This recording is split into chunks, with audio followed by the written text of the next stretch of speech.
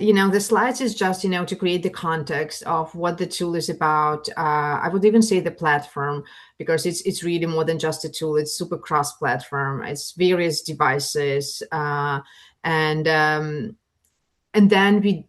I still hope to show you the live demo. That the main thing and purpose also to show that that's very, very easy to just put the headset on, connect your Wi-Fi and jump in. So basically, why we build ShapesXR, what the whole purpose and vision behind that. As a team, we started, pretty early with the first generation of the new generation of headsets, that was, tethered headsets, tethered devices. But as a team of Unity developers, we realized early on that, building apps for these wearables, the headset, in Unity on a flat screen was actually pretty broken process that was very, very limiting. And even to find some scale or spatial relations was taking too much time. And then the quality and uniqueness, authentic apps, it was even more challenging. So because everything is different, right, in XR. Your head is your camera, so you can't really control where the user is going to look at, right? So like we can do in the browser, and we can absolutely make sure, okay, this is the attention area. We should place the button here. When people are wearing headsets or glasses, they can look around. They have full freedom, but you still want to have their attention and guide them properly. Everything is changes also, with the whole input system, with the whole, UI system, because now we can have hands with no controls. We have eye and gaze. We have voice as an input type. So designing those type of apps requires something like a new type of tool. And then when we're building for mixed reality, we have actually to blend real world with digital content. And then just doing that on a flat screen is impossible, because on the flat screen, you have the black screen, and then you really want to make sure that the content is visible, and this is the right distance for me to interact with this content or with the UI. And there is a lot of other, very, very unique kind of design challenges for this exact medium. And that's why we believe that just doing that on a flat screen doesn't make much sense. And not just for XR apps. We believe that it's a super powerful medium for 3D in general. Because doing 3D on a flat screen is super complicated. Like think of Unreal or Unity, unless you code, and it's a very steep learning curve. And then it's not creation, it's really implementation. Because once you see this type of UI, I don't know how you can be still creative. It's really you're implementing your idea. In VR, you are part of 3D. And then it's really unlocking your creativity, because you don't have to think about what to click, what to do. You're like very, very unleashing like your creation flow. And the idea behind Shapes was that, okay, so that anyone can become a storyteller, anyone can start designing 3D. And when I say XR apps, when we think about spatial or XR content, an app that lives in a headset or in glasses. So the easiest way to compare this type of content is the real world, because our real world is not just 3D. We are at actual human scale, right? We have distances, and then we interact somehow. So basically it turned out that Shapes became the tool of choice, not just for XR apps, but also for the real world design, whether that's, hospital planning or a class design, or that could be anything like airport signs, and all those things. Because again, the real world is the real world. It's spatial and it's 3D. Again, there is no coding skills required. It's for non-tech people, but developers also love it, because they can just build at lightning speed at human scale. And this is probably the most important thing. You're not doing that on a flat screen, kind of trying to guess how that should feel the best, how big should be this object or that object, how they should interact, how the user should interact, how comfortable this avatar is next to that avatar. So that's all kind of around spatial thing. And then when you jump in a shared space with your team, you can find the right answers so much faster. So again, it's about simplicity, it's about collaboration. We don't even limit how many people can be in a shared space. We couldn't test it with more than 16 people, but we know that some universities really push that limit. And being in a shared space, regardless where you are in the world, and then building in real time, seeing how you build together, and something that we are super proud of. It's super incredible and advanced real-time networking system. So you see your voice super delightfully, and then you see how content is being created in front of your eyes. And this is really about pushing, young adults and students from just keep consuming some content or videos or even 3D content. They can look at it, they can interact with it. But when they start building it, this is how they unlock their mind, and they come up with some absolutely incredible ideas. So Shapes is really about their creation power, building power. They become builders, but they don't have to like, oh no, like this whole 3D is so complicated, I don't want even to think about it. No, in Shape they all feel super, super comfortable. And everything you build is still interactive and animated. So it's super, super live experience. And definitely there are like enterprise company using Shape, there are small companies using Shapes. It's just like to build trust with you, but then we come to like universities and education specifics. But if you are to XR and if you spend time using your Quest headset, for example, and you have your favorite apps, most likely this app was designed in Shapes or like prototyped or brainstormed in Shapes, and from fitness apps like FitXR or meditation app like Trip. All those teams and like others use Shapes to design and envision their apps. Imagine you're building some mixed reality app that helps you learn the piano. And then you have to blend this digital content that appears on top of actual physical piano. You can't do that in Figma or any other tool because you need to see the physical object, which is your actual piano in your room. Plus, you want to add some hints and, the whole animated flow that helps you understand and learn how this is going to work. And the team just get together and, with anchors today, we can even, anchor the content to physical objects, even though we are all remote. And this becomes like very, very powerful. You can recognize some, meta avatars, but the good news, we support also Pico device and meta devices and also the web browser. And I showed during the demo, and it's super cross-platform. Someone can be on the web, is for whatever reason they can't be in a headset. Other people can be in a headset, but you all work together in a shared environment. But now I am probably skip example and just jump into education use cases, unless you have any questions immediately. No questions yet. Oh. Okay. Sounds good.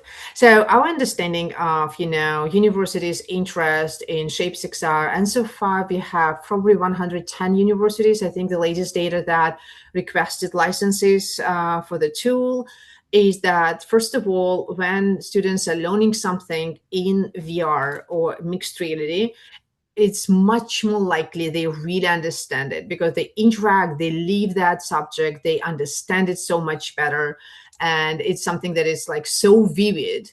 And you can explain something that you can't really explain, like, oh, it's the whole setup. I mean, if it's like medical school and they really have to zoom into the heart, like really zoom into the tiny, tiny things, you can't really zoom into the, human heart. I mean, even if you have a 3D mannequin, it's not the same because in VR, you can really simulate movement of all the, things. And I'm not the medical person, I'm a software engineer. But anyway, we have universities of very, very diverse backgrounds, from very generic in design and medical and art and software engineering and city planning. So lots of different schools, because it's just like 3D. It's just like, PowerPoint, but 3D interactive PowerPoint. It's also definitely a trend that, what is the future computing platform, right? I mean, AI is incredible, but AI is so much more than just the flat screen or the device that lives in your pocket, right? Because iPhone doesn't see the world like we see it. It's always in our pocket. We have to pull it out, and then look at it. But when you're wearing glasses, glasses see the world. So probably the future interface and the future platform is not the laptop that you got stuck, and it doesn't see. It's some device that can really be in context, always present, and see the real world. So a lot of companies today invest in that area, not just headsets, but also so-called AI variables, but still variables. AI variables, even Meta Ray-Ban glasses, they see the world. So it's still spatial.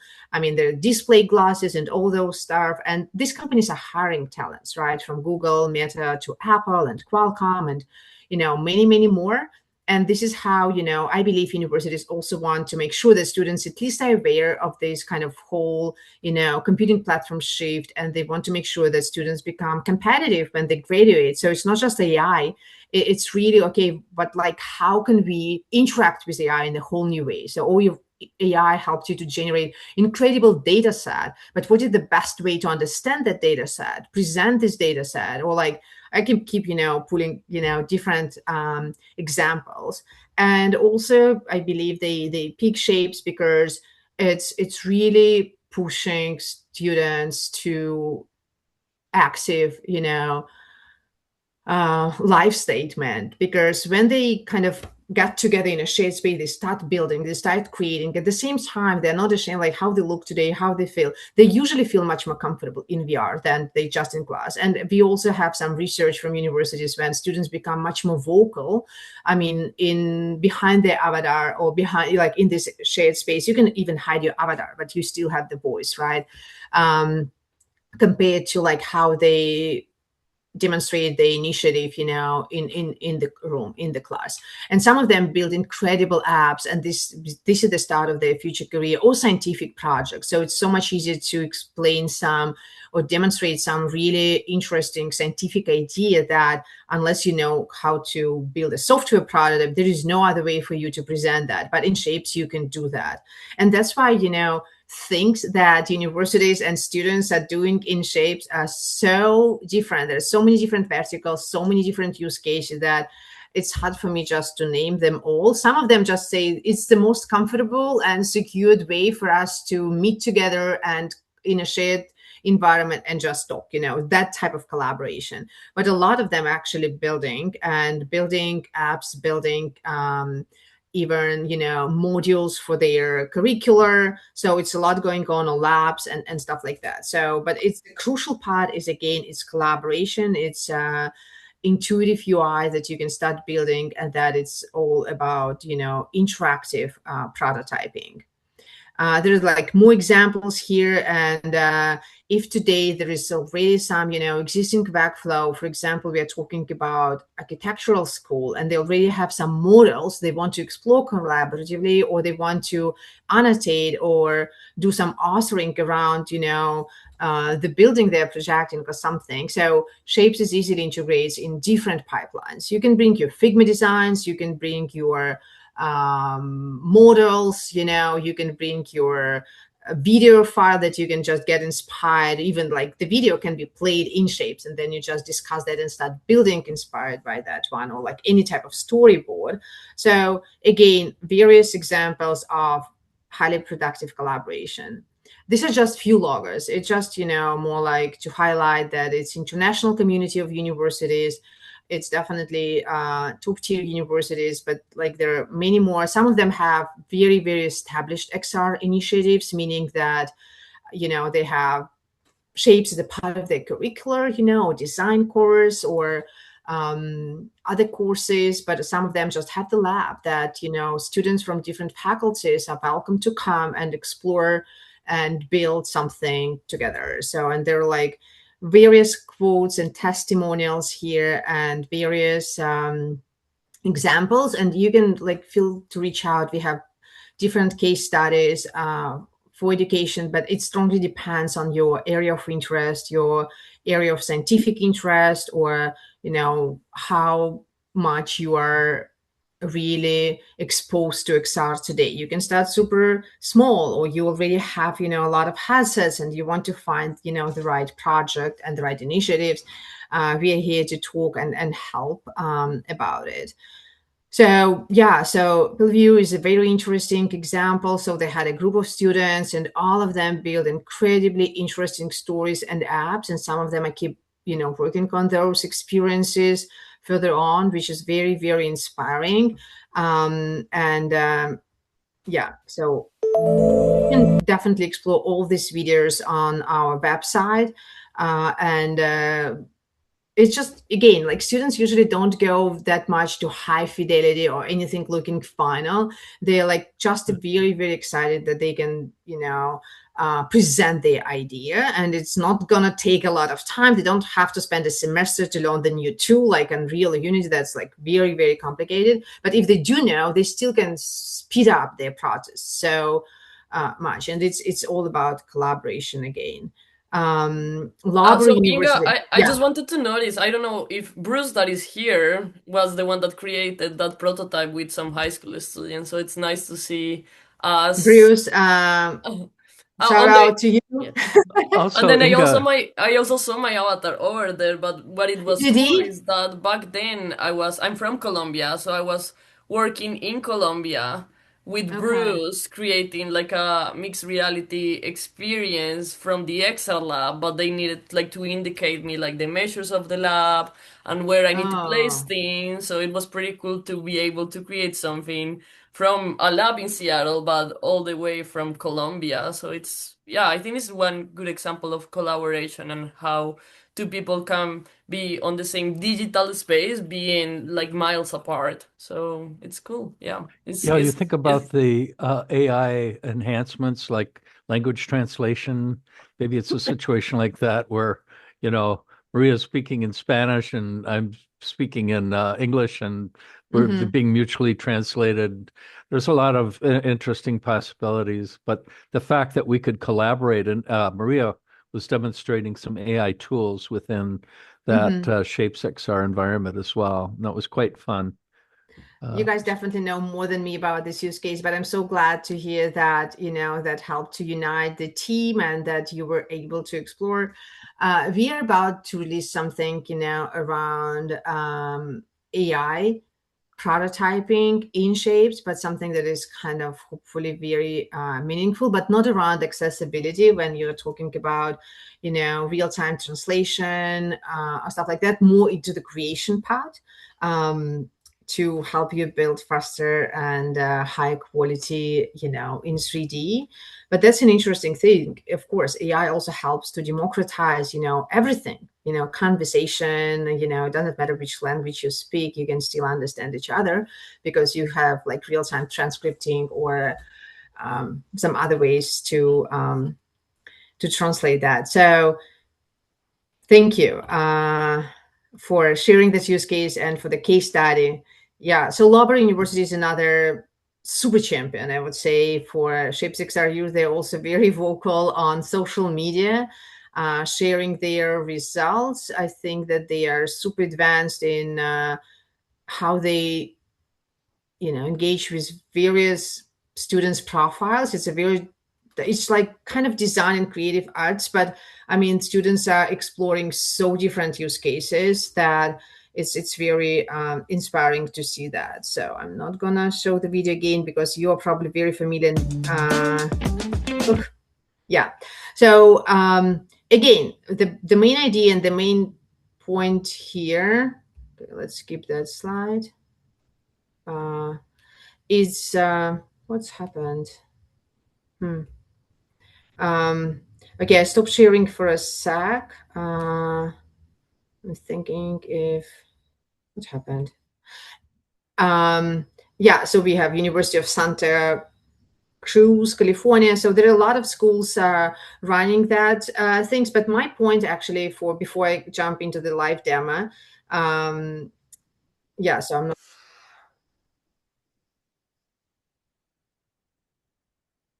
Okay, let me just post this.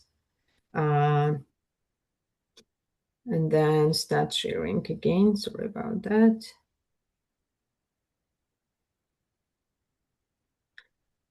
So you already know, like, and you have your own use case, which is like incredible. Again, as I mentioned, you can go much more high fidelity in shapes, with all the new materials, with the whole new input system that allows you to bring highly polygonal models, and then we do optimization with our new level of detail system. But again, for the sketch, for the quick prototyping and quick, idea presentation or story presentation, probably that's not required. And that's why we see that universities are not really about like mastering and going like super, super high fidelity, but they're about initial concept, sketch, and ideas presentation. But some of the projects are still like very, very inspiring and interesting. So this is, yes, University of Santa Cruz here, and they like students are presenting. And here it's the web editor. I don't know how much you kind of were in the web browser versus in VR, but we see that more and more people are starting utilizing the web editor, and then they go in VR and adjust the scale and the size of the models. So let me just wrap up here from the slides presentation, especially given that you are so familiar. And I can just, again, if you have a users of Shapes, probably live demo is not a big, let's say, a big value for you. But I can just show you an example of like what can be done. Like if you like, drive fidelity a little bit like to the far end, and then something that we built for like retail demos and like based on the frame system and what you can import and how you can do that in our web editor and then publish to VR. There's no controls. You can explore that. That again is all about accessibility and cross-platform. Yeah. So let me just. Yeah, that will be. I am actually curious about the web version too, because that's something that we explore on the lab as well. Because yeah, for sure we like the experience in headsets is great, but also when you are limited to just the headsets, it's hard to get to more students and online courses.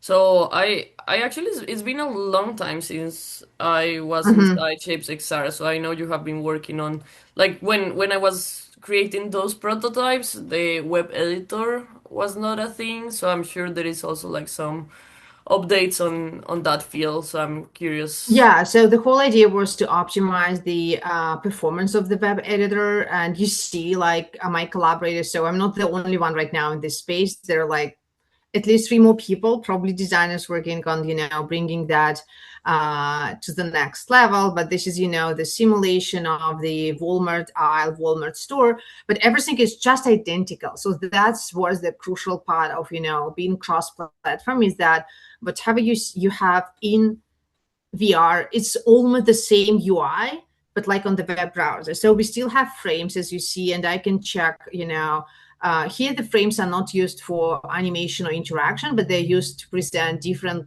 layout of it. So this is like probably not the best frame. I don't know what happened here, but I can change the viewpoint, and then we can see and you see like different viewpoints. And then because this use case is different, this use case is all about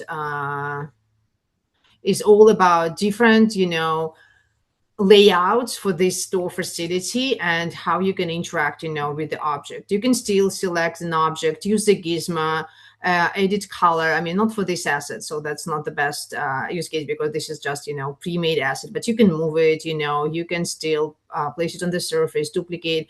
I don't have the mouse right now, but you can still use it with a touch panel. So it's really like in VR, that would be just grab and move, especially, with places where we have physics. You can publish everything and the places just interact with your hands.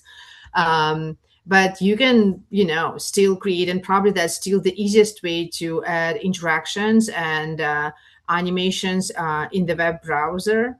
So that you can go through exactly same UI that we have. So you can add interactions to objects, or you can keep designing with the same stuff. Again, it's not the best space to show you how to change materials, because why would I change the material on this kind of pre-made model? But you can change the materials for sure, and you can change textures, bring more and more models. And then if I open that one in VR, you can still, see the the changes real time. So for example, if I'm changing right now here, someone can keep doing that and see that real time in virtual reality. So, and all your spaces can be opened in web browser, but you can also start, from the web browser by just, going to your Shapes account, and then you can always say new space, and then automatically this space is being created in virtual reality, right? So it's up to you how you want to start. But seems like, for whatever reason, it's sometimes more convenient for students to start in the web browser, even though I encourage that the first 10 minutes have to be in a headset, because the diversity and quality of ideas is very different. So when you're in a 3D space, you start ideating so instantly, immediately. But when you are in the web browser, you kind of think flat, right? So that's, even though it's a 3D tool.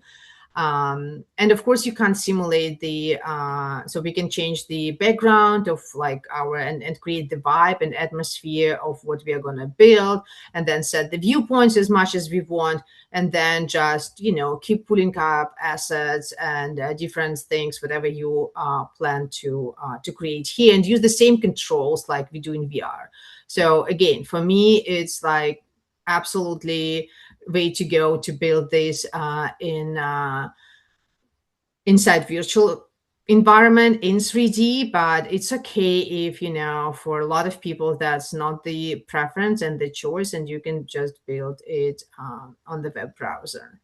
So I plan to jump in VR to show you a few things, but for that I will need to start casting. Are there any particular questions? Because guys, I feel that Shape so well that I don't know how much I can show you new stuff. If you try, because every latest updates were about performance, improved performance, optimization, new import system, like really high fidelity models import, and our level of details and places. Yeah, so I think Lee here is saying this is new to her, and because we're also sharing this video with the whole network, I think for us it's still like important and valuable to have a overview of the features and what you can create inside ShapesXR. Okay. Yeah, So then, and also I've used the headset version, but I still haven't used the web version like we were talking about. So I'd be interested in learning more about that and how we can embed that too and all that. So.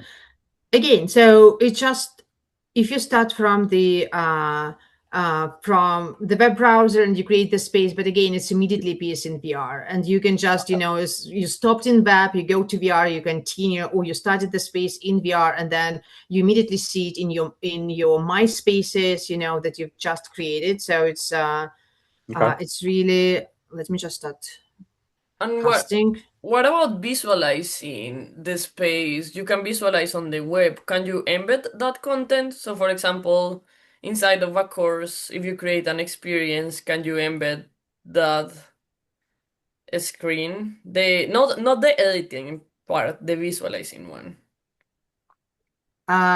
Okay, so you have to elaborate so that I make sure that in the web browser, you can play your interactive prototypes, but definitely not in 3D.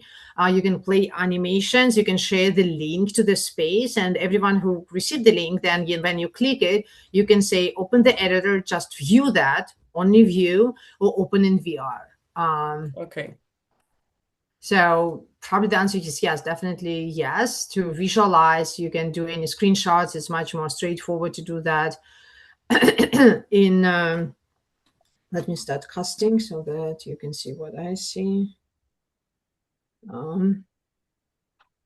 Something that I've been exploring recently for one of our faculty projects is real-time generation of models using pretty much like mathematical functions to generate out meshes at runtime. I'm wondering, I'm not really too sure, I haven't gotten that far in the project yet, but how is Shapes with generating meshes at runtime, like using custom scripts in Unity? Not sure if this is. Yeah, so that's a great question, and that's the first thing that comes to mind when you think about What if we for AI, right? So it's like just generating 3D models. Can you see my screen? Yes. Yes. Okay. So, but the reality is such that our clients, most of them are enterprise company, the quality of generated models is not good for them. So, I mean, that's okay for ideation, but they can generate it and just import that. But we don't have it right now in Shapes. For example, when you voice prompting and then say like, generate me a chair. What we do is something different that is more complicated. It's like 2D to 3D with a reference. But the short answer to your question is that right now, I mean, in Shapes, you can't, prompt and get the 3D asset, but you can generate as many as you want and just drag and drop them here, but not at like runtime. Because for our use case, we realize that it's not something that, mostly enterprise clients would be using in Shapes. So. Yeah, I'm thinking about Mm-hmm. like generating custom meshes with mathematical functions. Mm-hmm. So like sine, cosine on a plot like graph. So like generating out the graph line Mm-hmm. as a model within Shapes at runtime. So that's what I'm currently experimenting with. Yeah. You can't do that right now. And I can't say when this is possible just because we are more into, splotting and understanding splots. And the use case right now, to be very honest, for Shapes is much around digital twins and, planning over large scale things rather than, let me just resize it. So, that if you go to play mode in Shapes, you can play the prototype with just your hands, which makes it very easy for students. This prototype was actually built by a very talented designer. I think she's a student too. Okay, how do I release it? Okay, I should probably do some things, which, okay, it got stuck for me. Let me just, okay, back to hands. Wait, what did I do? The first time I'm probably exploring this one. Can I release it? No.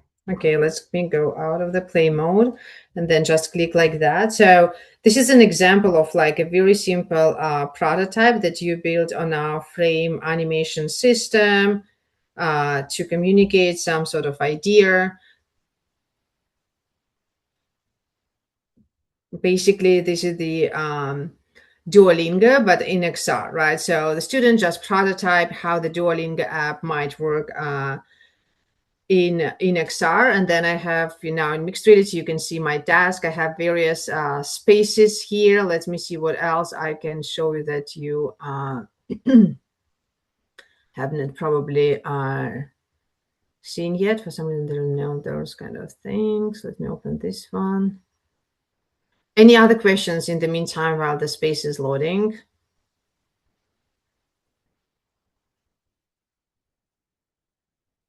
No questions? Okay.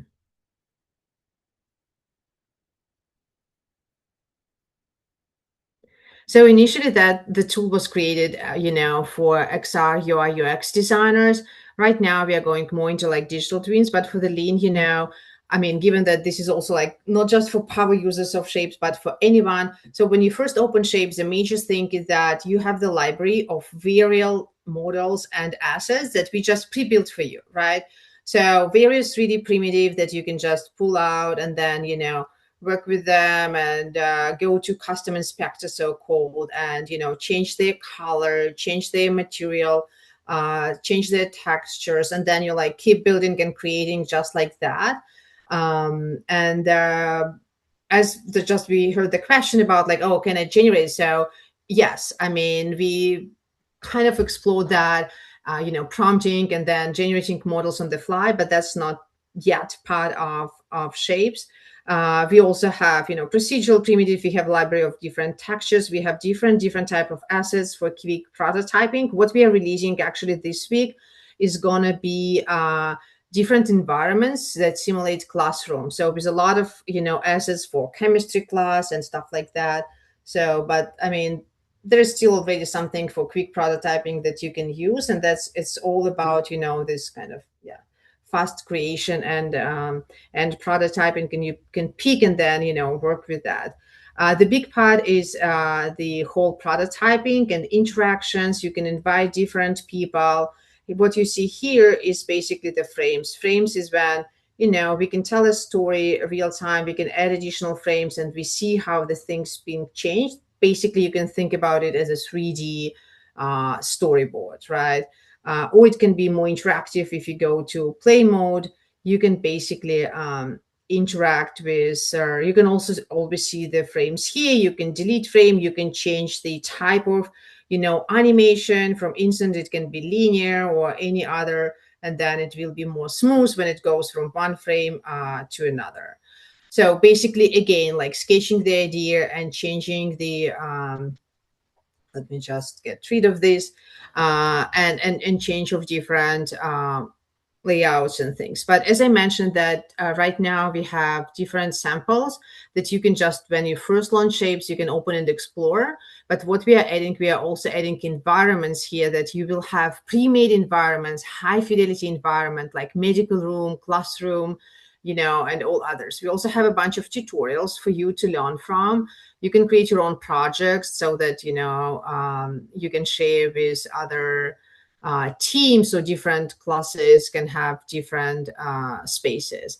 I really kind of confused and don't know how much we should go into just learn the basics, because there are like people who are already super fluent with shapes and people who are just learning. But you can always, when you just start the new space, you can pre-select the environment. For example, like this one, and then you are in a cafe. And the whole thing, again, of Shapes is scale. Even today, we still believe that a lot of people design off scale, but this is very important to design at scale. And 100% scale represent a human scale. If you don't know the scale, you can always teleport, and then it brings you to human 100% scale. And this is how it works. But the superpower of being in VR, right? Even if it's a huge house, you can always, turn to the God's mode when it's become tiny, and then you can do things on top of that, or you can always go back to 1:1 scale and then set different viewpoints to tell your story. And again, it can be imported models, can be your own models. But let me go back. And then when I say new space, another option, instead of pre-selecting the environment, would be designing in mixed reality. And something that I can't demo just being on my own, like empty space. You can always say pass through, and this is how you design in mixed reality. So I can still add different, different assets here, right, to my room. And then change it, and then start, building some sort of prototype just like that. For example, it's pointing at some cup, and this is like the prototype of, like, I don't know, whatever. And then you can do that. But the interesting thing is that I'm in my room right now, and you are somewhere else. But if you're designing something together, we can anchor. I can anchor my actual table, my actual physical objects here, so that when you join me in the same shared space, you can still join me here. You understand the kind of the physical assets represented in my room, and this is so-called shared spatial anchors. But I can only demo that, in collaboration with someone. And this is frame 1, but we can always add another frame, and you see I added frame 2. And let's say frame 2, the only thing we changed is the color of this cup. And I was trying to stay like super kind of, and then you see that now we have this ready. So a storyboard. Frame 1, this is the cup. Frame 2, this is the cup. And probably this goes like this on frame 2. So this type of animation you could create in just seconds. This is how that's being done in mixed reality. But again, you can always go back to virtual reality and switch between these two. Let me just see you guys for a sec, because it's so probably would be easier to just if someone joined me. Am I still sharing? Yeah. I can't hear you. You're all muted. Sorry, we can see your camera, but Yeah, I not. don't have a headset with me, but Bruce might, or if David's on campus now, I'm not sure if But David. did you see the prototype I built? You did see, right? Yeah, No. yeah. Okay. And Yeah. then it's because, yeah, I'm trying not to go like wild because I have something running and rendered and think that the FPS is not the best one. But I'm happy to answer Lee, your questions. Again, it's like really learn by doing. You start creating, and this is how you come up with various things. Again, you can be as a first time user, you can already build animated prototype in a matter of minutes. But if you're advanced power user, you can go wild, with all this anchoring system. Automotive companies like Ford, Volvo, and others, so they can actually prototype the whole user interface, which is like the UI that anchored to actual physical car, and they can test so many different interior designs basically, and then run consumer research that is the best and most intuitive for the driver. And consumer research is another big thing around Shape that people are doing when they verify different designs and run consumer research. But this is when we go more to, professional use cases, as well as healthcare. Like Mayo Clinic it's been recorded, but I think it's not going to be published. But in Mayo Clinic, our client is, from VR training, they're building also, they are planning hospitals.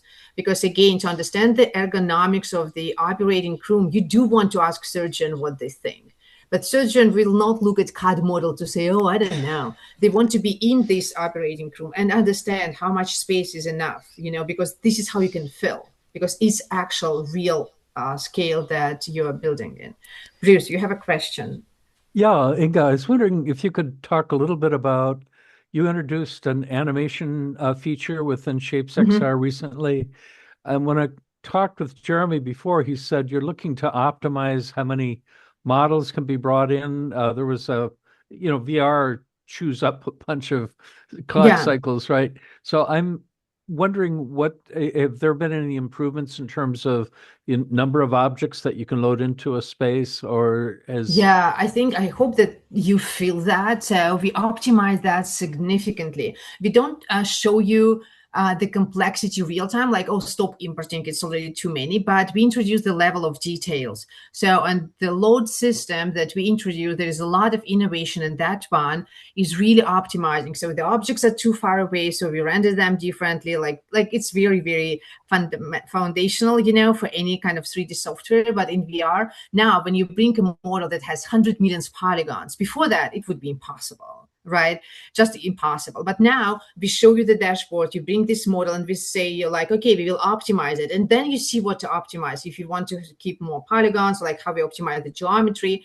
But sometimes in VR, you don't really see the difference. It looks like really good. It doesn't work with absolutely every model. Some, big buildings like with a lot of components still need some manual optimization, but a lot of models are optimized for you as a magic and come through. And we also increased the import size. It used to be 50 megabytes, now 200 megabytes. So, and you can have more objects, but still we are limited by this kind of device that is still an old Qualcomm chip. If you're lucky to get the new Pico device, which is Swan, they have the latest, actually two chips from Qualcomm, and the performance is, it's all about, right, okay, what is the computing power of the mobile device that you have in hands. But that one is super powerful. I have Yeah, but I mean, yeah, so definitely be updated. So that release happened, I think, 2 months ago. I don't know when the last time you were talking to Jeremy, but a lot of people reported on much better performance and much better models, how they look, how they feel. I hope that you notice this improvement. I have a somewhat related question, I think. So, one of the ideas for digital twin sorts of Hmm. potential areas for us is not so much facilities based as town Hmm. based. So your examples all seem to be kind of facilities based digital Hmm. twins. Have y'all done much in the, like town level sorts of community area? Like think urban planning. Urban planning, yeah. So we even have the university, and Jordan definitely should know because there are lots of faculties around, urbanization, urban planning. And I was even speaking at Augmented Enterprise Summit, and there was someone from the city of Los Angeles that were actually doing incredible project, and Shapes is essential for that.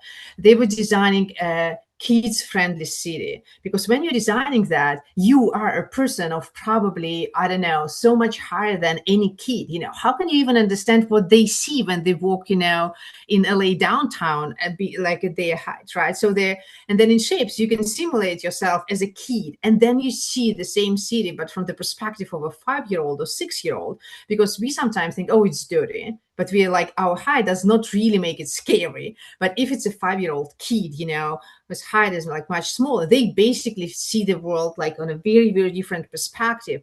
And this was a super interesting project. They were simulating that it's like endless capabilities. You can design that being actually on the streets, right? Because as soon as you connect Wi-Fi, you can design. But now discussion plots, it's not a problem. You can have a scan of that particular area, bring it in, and then start designing and exploring that collaboratively.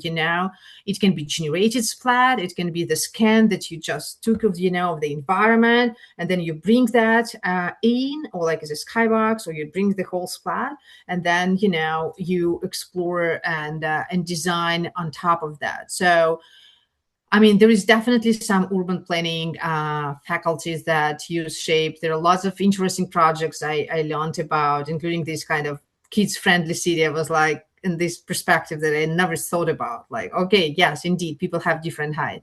And this is something you can't simulate on a flat screen. And you can't really enter that thing to walk inside something that probably does not exist today, or go outside and introduce a building just to the empty space, and then see how it feels if it's like too close. So it's all possible, and VR is the best for that. There is no better than VR to simulate those type of scenarios. Yeah, and again, can be mixed reality, or can be a skybox, with a scan. You don't really have always to be outside to design for cities and outside areas. Yeah. Thank you so much. It's 10 a.m., so I think we can wrap up with this. Thank you so much for taking the time presenting on ShapesXR. I think it's a great tool, and if we can get more people collaborating and creating in ShapesXR, that will be great. So yeah, we will be sharing Thank this you. on our YouTube Thank you, channel. Bruce. Thank you, everyone. And thank you for joining. Rob, thank you for spending time in the tool, exploring and being among those who are pushing the boundaries of what's possible, and really explore new things, new mediums. So that's super inspiring for us as a tool builders. And your feedback is very, very essential. So, and Bruce, you can reconnect with Jeremy, to refresh what's new, and congrats on the retirement. I think this is cool. And then you have more time probably to do interesting projects. No, I'm thankful for that, and because there's so much interesting stuff happening, including ShapesXR. It's such a massive amount of things going on right now, and quite exciting. But yeah, ShapesXR is really extra. Are you a software developer for them? I'm the CEO, but yes, my background is software development. But the CEO, you do a lot of things than just. Sure. So thumbs up to the development team. That's really an extraordinary program. So I hope you're 100%. I'm going to send the regards. Thank you. Thank you so much. Maria and Ron, I was wondering if we could touch base.